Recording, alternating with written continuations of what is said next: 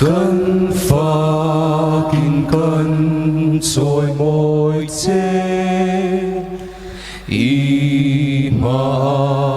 lâu cu ni phát ngã la cơn rôn ha hallelujah ti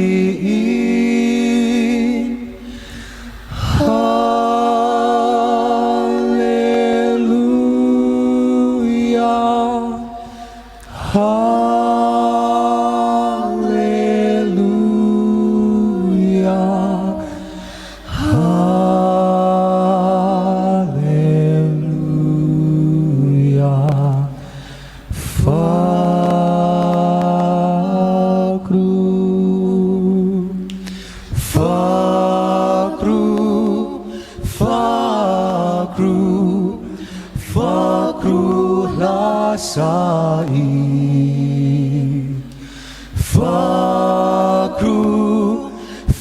fakru jatuanin fakru rồi môi ta cắn lỡ ba phật na ra cắn lá na chê rồi môi ta cắn lỡ ba Phật na ra cắn lan xe fakru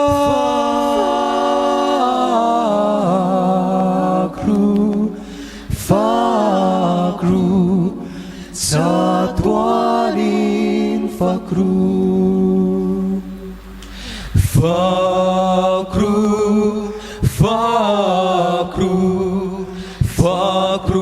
lasai fakru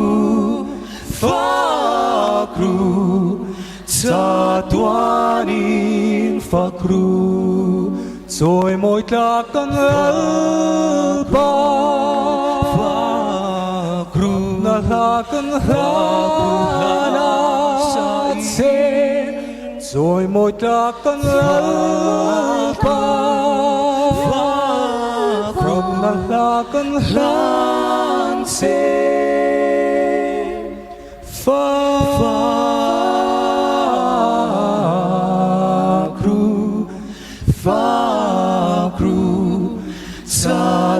jatuanin fakru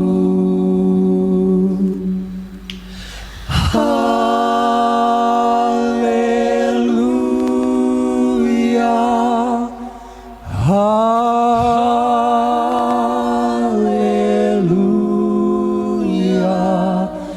hallelujah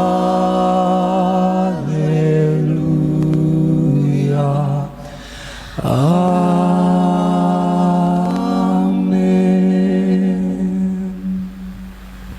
Phật là lời tâm mến sống bộ sen.